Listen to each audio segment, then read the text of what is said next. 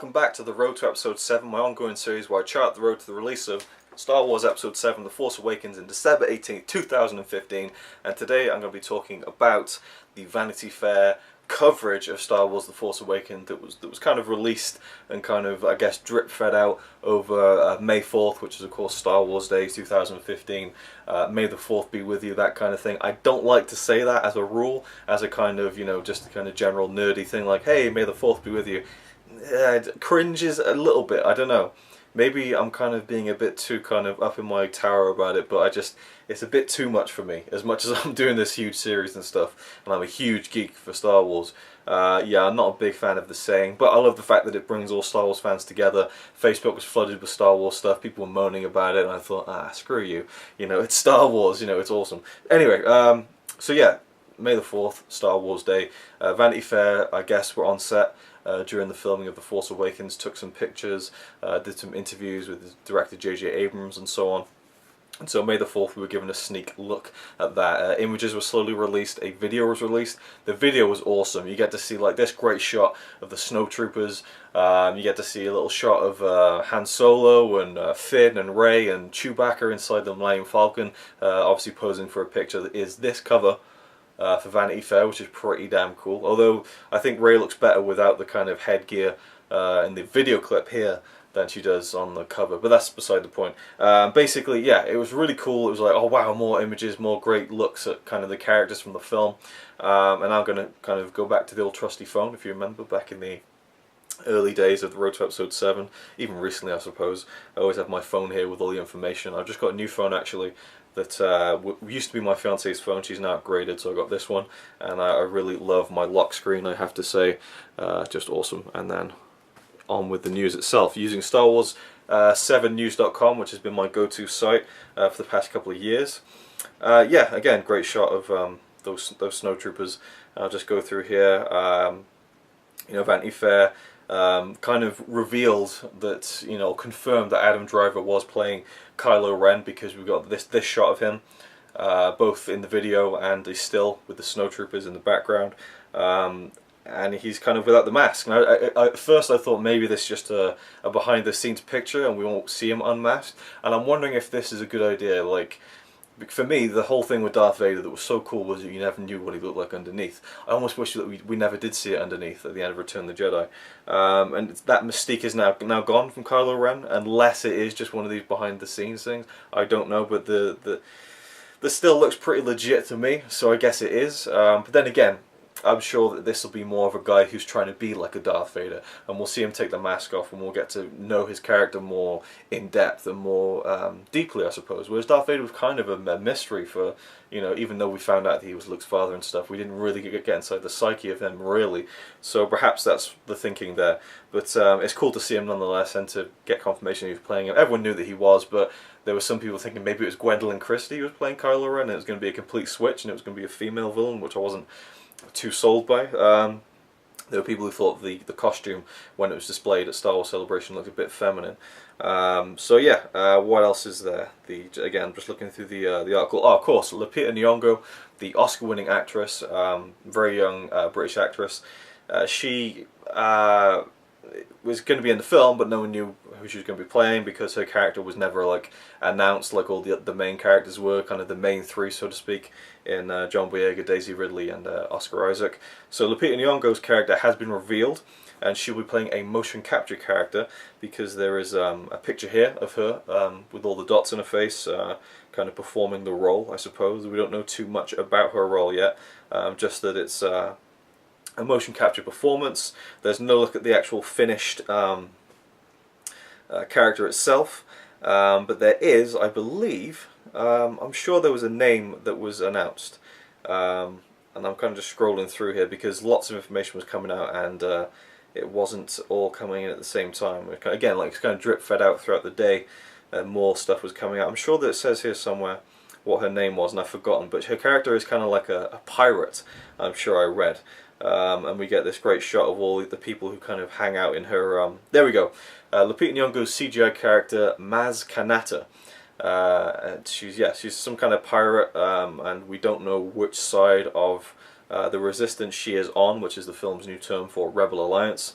But yeah, there's like a kind of rogues gallery of like all these weird aliens and stuff that are kind of associated with us. So that's cool. Again, a lot of them look like physical characters and things like that. In fact, I'll put it up on screen for you now, and you can see really cool stuff. And this is what I'm getting excited for. Is again, it's just the more practical kind of stuff. In the Vanity Fair interview, J.J. Abrams was talking about how they did this creature that pops out of the sand during one of the scenes. And it's just like an old-fashioned like puppet trick almost. And he said, yeah, we could augment it with CGI, but we decided not to because it's kind of the magic of it. He just gets it. He gets it, and it's really, really cool to see that. I think the video was great to see, like little actual video behind the scenes, but it was great to see some pictures as well. And that's pretty much about it. They have announced that Star Wars Episode 8 will be filmed again in Pinewood Studios in England, so they're staying in London for the time being with the production of these episodic Star Wars films, which is very cool. And then the other big news from this week is that Josh Trank has dropped out of directing the second Star Wars spin-off film, or as we now know, the second Star Wars anthology film, which was set to be released, was still set to be released in 2018, yeah, 2018, which seems so ridiculous and far off, but it really is only a few years away. So of course we've got Episode 7, The Force Awakens, December 2015. December 2016 we have Rogue One, the first anthology film from Gareth Edwards, the director. I should have turned my sound off for this. I got a message from Facebook, and it's actually someone talking to me about Star Wars, if you can believe that. I'm not kidding. That's funny timing. And yeah, December 2016, Rogue One's coming out, Gareth Edwards. And then May 2017, we have Episode 8, directed by Rian Johnson, which I'm really, really excited about. I love Rian Johnson, one of my favourite directors of the minute.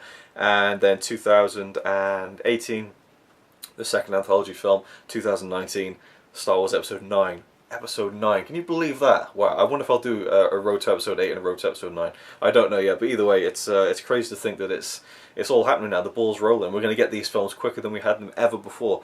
You know, the original trilogy were 3 years apart. The prequel trilogy, each film was 3 years apart. But now this, the sequel trilogy, only 2 years apart. They're coming out faster, and we're going to have a Star Wars film in between. You know, it's a Star Wars film every year until the end of the decade. It's crazy. But anyway, the rumours that the second anthology film is about Boba Fett, we've heard that so many times before, dating back years now, really. But yeah, I don't know why Josh Trank exited. Apparently the rumour is, of course, he just directed the new Fantastic Four reboot film, and apparently the word out is he wasn't really that great on set, although he wasn't really... just some kind of stories have come out about him, his directing style or his way of acting on set, something like that, that basically has kind of alerted the people at Lucasfilm to, maybe we don't need a guy like this directing a film. That's the rumour. Again, this is all alleged stuff, and they have obviously you know, decided to part ways with Josh Trank for the time being. Well, completely. I'm sure they're not going to bring him back indefinitely. They've parted ways with Josh Trank in terms of directing that film, which is a shame. I love what he did with Chronicle. The new Fantastic Four film looks okay. It doesn't interest me too much. I'm sure I'll go see it, but yeah, I just like the idea of new, younger directors being able to put their own twist in it and things like that. But yeah, Josh Trank is out, and I'm sure we'll get an announcement in the next coming months, maybe at least by the end of the year, about who will be directing the second anthology film. And we'll probably get some details for that, you know, maybe in the next year or two. They don't need to rush that one because it's so many years down the line. But obviously they need to develop it. But as far as announcing it, they'll probably wait till like Celebration next year, something like that, like they did with Rogue One this year at Celebration. Yeah, is that about it? I think it is, really. I mean, there's other stuff that's come out, little bits and pieces, but that's the big news coming out of May 4th, 2015, really. And yeah, so I'm pretty sure that that's it. There's like a little bug in the back of my head going, you forgot to talk about this, you forgot to talk about this, and I'm thinking, what? But the bug's like, oh, I'm not going to tell you. So my head's kind of like, there's something. It's to do with Josh Trank, maybe. He was booted off from being the director, and there was cool. Yeah, this is, and it was really, yeah, it really wasn't worth thinking about and talking about. But basically, Josh Trank didn't turn up for the Celebration panel in Anaheim. It was supposed to be him and Gareth Edwards talking about their respective anthology films, and Josh Trank didn't turn up. He tweeted out saying he was gutted he couldn't make it, but he's been really ill, and apparently the word is that that was basically fabricated by Lucasfilm. They just didn't want to kind of hamper the celebration weekend with the news that he was leaving the director's seat, basically, so he kind of had to say that he was ill. So there we go, that's interesting. But thank you for watching, stay tuned for more videos. I did a May 4th marathon, not of the original films, not of the prequels, but of something very, very Star Wars, so look forward to that. I was planning on posting it before this video, but it'll be coming after, and I think I say in the video that this video is coming after, so there'll be a bit of confusion, but a little Star Wars marathon video is coming up next on the road to episode 7, and then there'll also be another one about a bigger expansion, potentially, of the road to episode 7. So stay tuned for those videos. Thank you for watching, and I'll see you with the next one.